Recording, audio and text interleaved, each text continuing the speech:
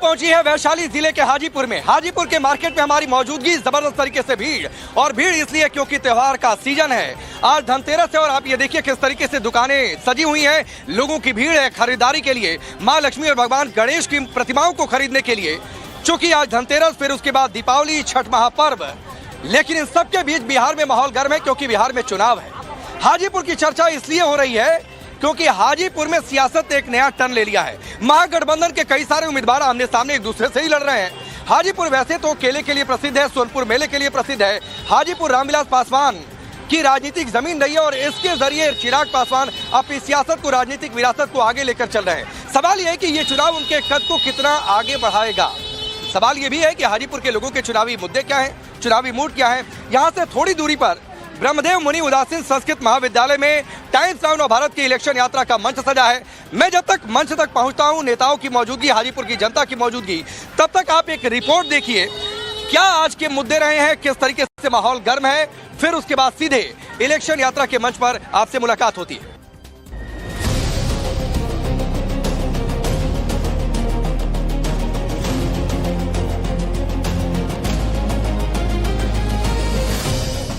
बिहार चुनाव के पहले चरण की नामांकन प्रक्रिया पूरी हो चुकी है। 121 सीटों के लिए मतदान 6 नवंबर को होगा। मैदान में राजनीतिक दल अपना दंभ भरने में जुट गए हैं। इसी बीच इलेक्शन यात्रा की टीम पहुंच चुकी है बुद्ध की धरती वैशाली में।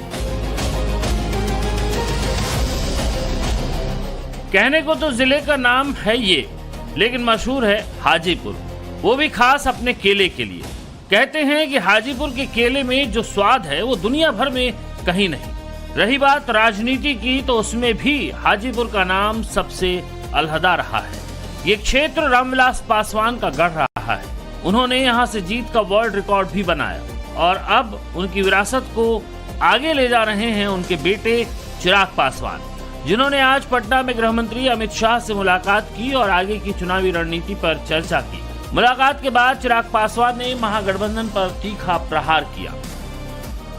किस तरीके से एक ऐसा बिहार का परसेप्शन बना दिया गया जिसकी वजह से बिहार में लोगों ने निवेश करना छोड़ तो दिया। एक तरफ जो बिहार के लोग थे, जो सक्षम लोग थे, उन्होंने पलायन करना शुरू कर दिया। सबसे ज़्यादा पलायन अगर कभी बिहार से हुआ तो वो 90 के उसी दशक में था जब जंगल राज बिहार में कायम था। ये बात हकीकत है। जिस तरीके से राजद, कांग्रेस ने बिहार को बर्बाद करने का काम किया।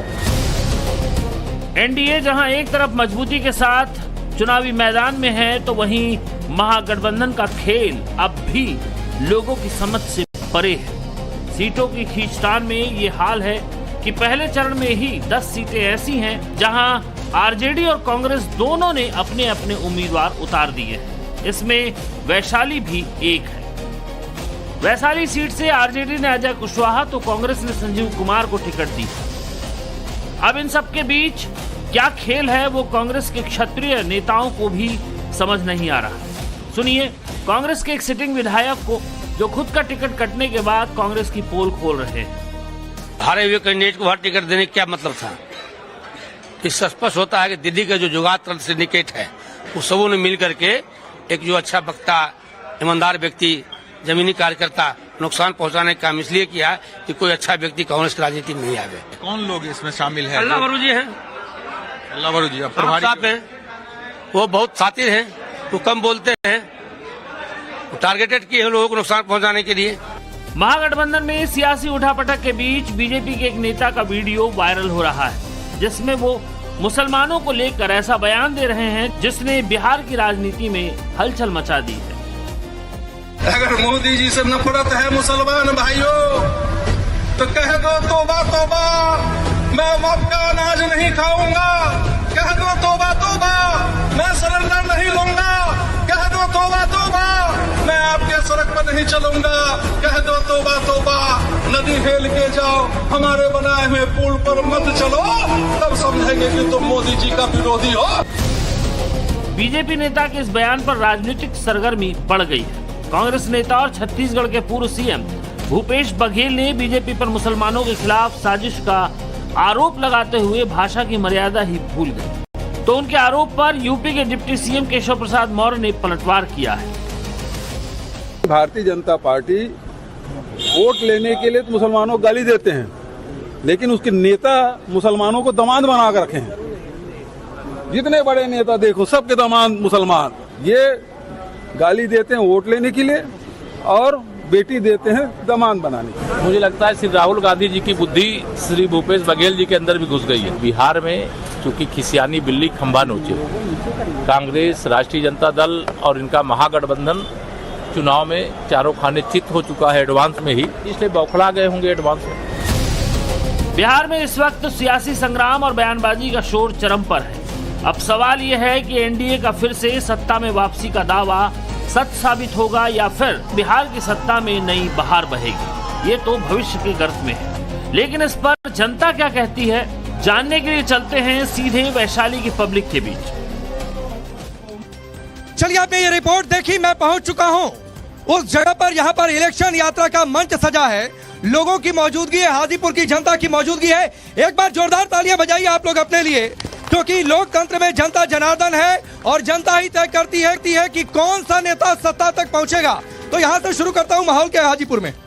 हाजीपुर में तो यहाँ बीजेपी है। क्या बिल्कुल एनडीए का माहौल है। हाजीपुर में एनडीए को छोड़ के किसी का 8 सीट पे किसी का नहीं है। माहौल है कि देख अपने बिहार की हालत क्या हो गई भगवान। हालत देखेंगे, माहौल क्या है बताइए? बीजेपी अवधेश सिंह रहेंगे। अवधेश सिंह रहेंगे। अवधेश सिंह। क्या माहौल है? आरजेडी बदलाव हो जाएगा, बिल्कुल पूरा भरोसा है। बिल्कुल इस बार चच्चा बीजेपी 8 सीट बीजेपी पक्का हम जीत हमारी। क्या पक्का? हम भाजपा की जीत पक्का। तो ऐसे पार्टी अवधेश भैया जिंदाबाद। कमल खिलेगी। ईवीएम है क्या? ईवीएम है क्या कि जनता है क्या? यही तो बात है। पूछिए इन लोगों से, नेताओं से, कल के डेट में रिजल्ट आ जाए तो ये ना कहे कि ईवीएम है क्या। ठीक। जय भाजपा तय भाजपा। भाई अवधेश सिंह जिंदाबाद। हाजीपुर से एनडीए जिंदाबाद। अवधेश सिंह जिंदाबाद। एनडीए। क्या माहौल है? हम बहनों ने ठाना है तो कमले खिलाना है। कमले खिलेगा कि क्या होगा? मैं मंच पर जाऊं, चूंकि प्रत्याशी भी मौजूद है, एक अलग तरीके की चर्चा होगी, लेकिन लोक गायक अभय जी हैं। एक क्या कहेंगे आप इस माहौल को लेकर? देखिए, आज यह कार्यक्रम में लोकतंत्र का महापर्व का नवभारत टाइम यह वैशाली के जिले में आई है, और वैशाली जिला में मैं चाहूँगा कि वैशाली जिले का परिचय एक छोटा सा गाना का माध्यम से, अपने इस वैशाली जिला का भारत में क्या महत्व है, एक गाना का माध्यम से आपके बीच रख रहा हूँ। जहाँ से भारत माई के चमकल मुँह के, जहाँ से भारत माई के चमकल मुँह के, अरे लालिए भैया, अरे लालिए भैया। हमारे नेताओं का अपने जिला का महत्व की बात है कि जहाँ से भारत माई के चमकल मुँह के, अरे लालिए भैया। धन्य सोना जैसन है जिला वैशाली ए भैया, धन्य सोना जैसन है जिला वैशाली ए भैया। जहाँ से भारत माई के हो, जहाँ से भारत माई के चमकल मुँह के, लालिए भैया, अरे लालिए बहना। धन्य सोना जैसन है जिला वैशाली ए भैया, धन्य सोना जैसन है जिला वैशाली ए भैया। और का लालगंज के बैकुंठ सुकुल जी अंग्रेजन से लड़ ले हो, अंग्रेजन से ही लड़ ले। लालगंज के बैकुंठ सुकुल जी अंग्रेजन से लड़ ले हो, अंग्रेजन से लड़ गई ले। अक्षय बटराए बसावन सिंह जी बड़का योद्धा कहले हो, बड़का योद्धा कहले। जहाँ पर रंग भूमि बनौले अपने, जहाँ पे रंग भूमि बनौले अपने, आम्रपाली ए भैया, आम्रपाली ए भैया। धन्य सोना जैसन है जिला वैशाली। चलिए, वैशाली की धरती पर मौजूदगी है। मंच पर मैं चलता हूं, क्योंकि नेता मंच पर है। सबसे पहले मैं आपका परिचय आज के मेहमानों से करवाता हूं। दाहिनी ओर से मेहमानों का परिचय, अवधेश सिंह भारतीय जनता पार्टी के नेता हैं, आपके हाजीपुर से प्रत्याशी हैं। अवधेश सिंह, आप देखिए नाम सेम हो गया है, तो आप लोग तय करिएगा। हाँ रुकिए, सुनिए। एलजेपी के नेता हैं मोहित पासवान, सीपीआई के नेता और प्रत्याशी हैं। शिवचंद्र राम जी पूर्व मंत्री हैं आरजेडी के। प्रतिभा सिन्हा जी जन स्वराज की प्रत्याशी है हाजीपुर से। एक बार इन सभी नेताओं प्रत्याशियों के लिए जोरदार तालियां आप लोग बजाइए। मैं शुरुआत करता हूं अवधेश जी। अवधेश जी, ये तो सब क्या अपने लोगों को लेकर चले आए कि यही माहौल है हाजीपुर में? अरे बोलने दीजिए, बोलने दीजिए। अगर हमने अपने लोगों को लाया है तो किसी लोगों को मना नहीं किया गया था अपने लोगों को लाने के लिए। कोई लोग को लाए नहीं है। हाजीपुर में एनडीए को स्पष्ट बहुमत प्राप्त है, इस नाते हाजीपुर के लोग एनडीए की बात कर रहे हैं, कमल की बात कर रहे हैं। लेकिन अभी तक चिराग पासवान अमित शाह से मिल रहे हैं, उधर बड़ी चर्चा चल रही है कि सब ऑल इज वेल है, तो ये मुलाकात क्यों हो रही है? देखिए, चिराग पासवान जी एनडीए के बड़े नेता हैं और अमित शाह जी माननीय गृह मंत्री भारत सरकार हैं, वो भी एनडीए के बड़े नेता हैं। तो चूंकि एनडीए के साथ जो गठबंधन के दल हैं उनकी मीटिंग्स, उनकी बैठक चलते ही रहती है, लेकिन एनडीए में सब ठीक ठाक है, सब ऑल इज वेल की स्थिति है। एनडीए पूरे मजबूती से लोगों के बीच है और एनडीए का स्पष्ट बहुमत मिलेगा। वहीं यहाँ जो महागठबंधन है हमारे जिला वैशाली में ही 2-2 सीट है, वैशाली और लालगंज, जहां महागठबंधन के ही पार्टी कई दल आमने सामने हैं कांग्रेस से। चलिए मैं यहीं से शुरू करता हूँ। शिवचंद्र राम जी, आप लोग आपस में ही लड़ रहे हैं, ये कह रहे हैं सारा वोट हम बटोर ले जाएंगे, आप मुंह ताकते रहिएगा। देखिए, समय आ गया है। जितना इन लोगों ने, रुक जाइए, नारेबाजी नहीं, 20 साल में जिन लोगों ने जितना ठगा है, इसका वक्त आ गया है। ये निश्चित रूप से जो है आपको इन लोगों को पता चल जाएगा कि इन्होंने विकास हाजीपुर का क्या किया है।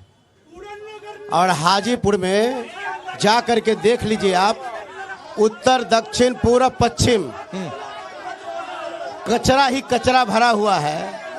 आप आज हाजीपुर में आप आए हैं, यहाँ तक पहुँचने तक के आज तक 50 साल तक के एनडीए के ही सरकार के यहाँ पर केंद्र के मंत्री रहे रामविलास पासवान जी, आज चिराग पासवान जी हैं, और लगातार भारतीय जनता पार्टी का ही यहाँ विधायक रहे।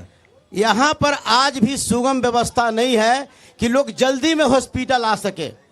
आप रामोसी चौक से हॉस्पिटल अगर पहुंचिएगा तो 45 मिनट लगेगा। अरे तो लोग रोड पर अगर गाड़ी लगा लेंगे, आज के रोड ये आप व्यवस्था लेकिन मोहित पासवान, मेरा एक सवाल है, अगर आप ये कह रहे हैं कि 20 साल में इन्होंने बदहाली कर दी है, आप अभी तक टिकट को लेकर कंफ्यूजन दूर नहीं कर पाए। आपके यहाँ पर वैशाली जिले में आप ही के महागठबंधन के नेता आमने सामने हैं, तो आप एक एजेंडा दे नहीं पा रहे हैं कि हम किस तरीके से लीड करेंगे। आप देख लीजिए, सत्ता और सरकार किसकी है? केंद्र में आप हैं और राज्य में आप हैं। गाल बजाने से काम नहीं चलेगा एनडीए के लोगों को। तो इसमें कहां से गाल बज रहा है? गाल बजा करके ये जो है केंद्र में आप और बिहार में आप, और जा करके देखिए जिला का क्या हालात बन चुकी है। शहर का नरकीय स्थिति बन चुका है, रोड की अच्छी स्थिति नहीं, नाला नहीं। किस कारण पर पता चल जाएगा आपको। मैं एलजेपी के पास जाता हूं। एनडीए ठीक है मोहित जी आ रहा हूं। औकात में आ जाएगा ये, अरे आऊंगा आप लोगों के पास, अभी मंच पर मौजूद नेताओं को सुन लीजिए, आऊंगा आप लोगों के बाद, फिर सवाल जवाब करिएगा। पार्टी का ये कार्यक्रम नहीं है, ये समझिए, ये न्यूज चैनल का कार्यक्रम है, तो थोड़ा सा संयमित तरीके से भाई नेताओं को सुनिए, फिर आप सवाल कर पाएंगे जब आपके पास आऊंगा। टाइम्स नाउ के नव भारत को आऊंगा वैशाली के धरती पर आपका हार्दिक विश्व के लोकतंत्र की प्रथम भूमि वैशाली और रामविलास पासवान जी की कर्म भूमि और चिराग पासवान जी के क्षेत्र में टाइम्स नाउ के दर्शकों को बहुत बहुत शुभकामना देते हैं और बधाई देते हैं। यहाँ पे यहाँ आकर के संस्कृत महाविद्यालय में आपने ये डिबेट का शुरुआत किया, इसके लिए बहुत बहुत बधाई वैशाली जिला की। वो तो ठीक है नेताजी, लेकिन बताइए, वो कह रहे हैं फ्रेंडली फाइट तब भी है, बेड़ागर का आप लोगों ने किया है। अब आ रहा है सर, अब तक शुरू हुआ है, अभी तक अच्छा अभी शुरू हुआ है, अभी रात तक बाकी है सर। चलिए, हाँ, शिवचंद्र भाई भी हम लोग के बहुत नजदीकी लोग हैं, लेकिन जो वास्तविकता है तो उनको भी बोलने में शर्म काहे लगता है। सबसे पहले सर बात है, ये वास्तविकता कुछ नहीं है। देखिए, कम से कम दिल से बोलिए, आप ईमानदार और बहुत अच्छे लोग हैं। मजबूरी है कि अभी तक सदन तक नहीं पहुंचे। आप जो है बहुत अच्छे लोग हैं, ईमानदारी से बोलिए। अवधेश जी, आपको अपना घर कुतुबपुर जाने में 1.5 घंटा टाइम लगता शिवचंद्र जी है। सुन लीजिए, ईमानदारी से बोलिए। शिवचंद्र जी सुन लीजिए, सुन लीजिए, सुन लीजिए। अगर सुनिए अवधेश जी को सुनिए। अगर 1 मिनट, अगर बीच में आपने जितनी बुराई की हाजीपुर की व्यवस्थाओं की, हमने नहीं टोका। अगर बीच में बोलिएगा तो जवाब सुनना पड़ेगा। राजा पाकर नहीं दिखता है, हाजीपुर दिखता है। हाजीपुर में आरजेडी का कोई नेता नहीं रह गया है क्या आपका? हाजीपुर का आप बोलने दीजिए लोगों हाजीपुर का तुलना करिएगा ना। अपनी कभी भी अपनी 20 साल से आप हाजीपुर में हैं। राजा पाकर में college, GNM college, parliament college, ITI college, CRP उसको राजा पाकर में यहाँ का जो हाजीपुर का तमाम जो जनता है एक बार जवाब देने के लिए तैयार है। आपके पास भी वैशाली जिले में एनडीए का खाता नहीं खुलेगा और पूरे बिहार में महागठबंधन की पुरजोर तरीके से सरकार बनेगी। ठीक है, ठीक है, अभी सुन लीजिए। अवधेश जी आप बोलिए, आप बोलिए। शांति, आप आऊंगा आप लोगों के बाद।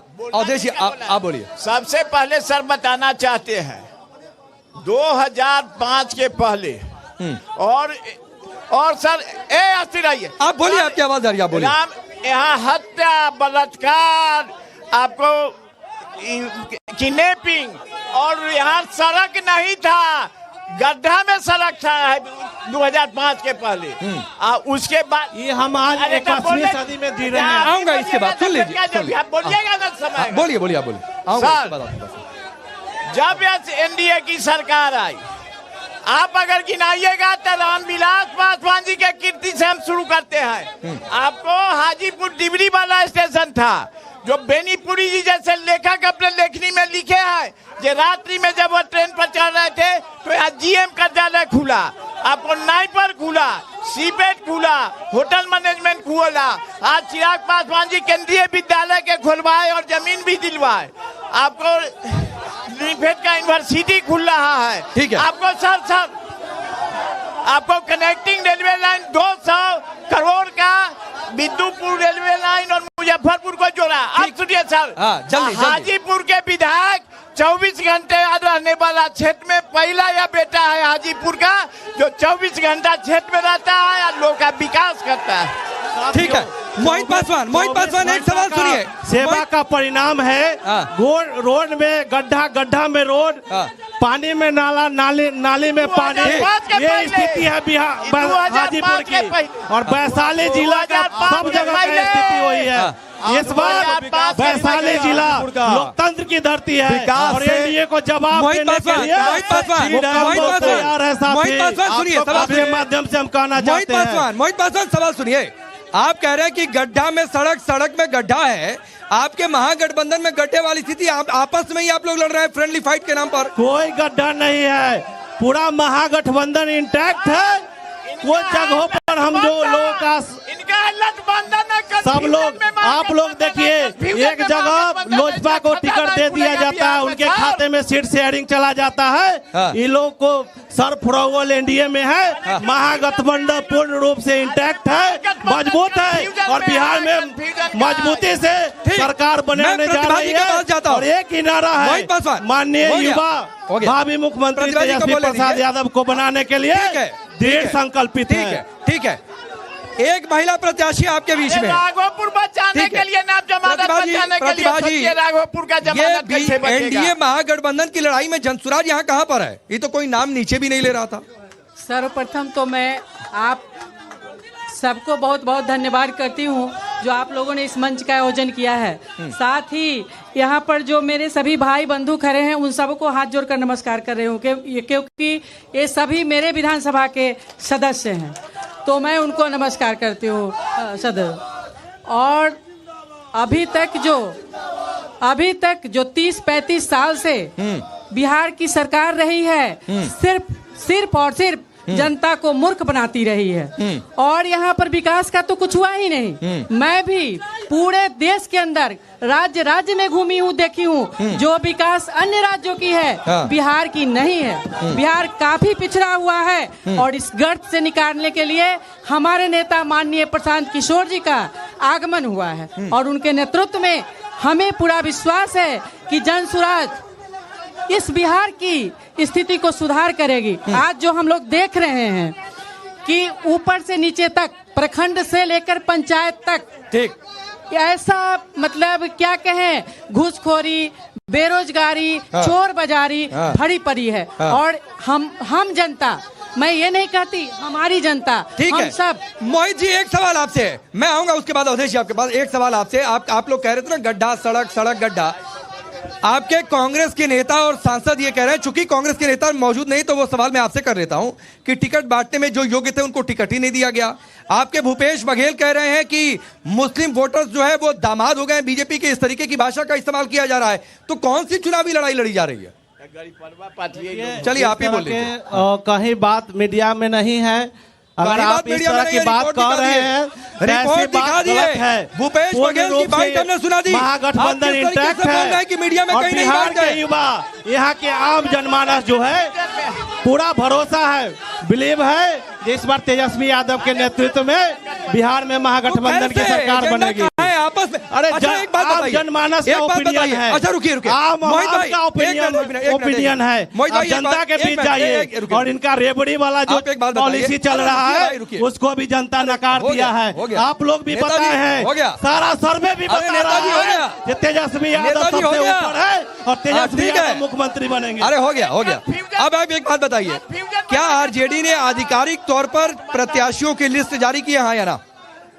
देखिए, क्या आरजेडी ने आधिकारिक तौर पर प्रत्याशियों की लिस्ट जारी की है? सबसे पहला बात यह है कि आधिकारिक तौर पर हमारा आरजेडी का सारा कार्यक्रम चल रहा है और जो महागठबंधन हमारा है वो तमाम महागठबंधन की भी है। अभी नॉमिनेशन का कार्यक्रम भी चल रहा है और कुछ महागठबंधन में जो बातें आई हैं उस पर भी हमारे नेता तेजस्वी यादव प्रसाद यादव काम कर रहे हैं। अभी भी काम हो रहा है, कार्यक्रम है।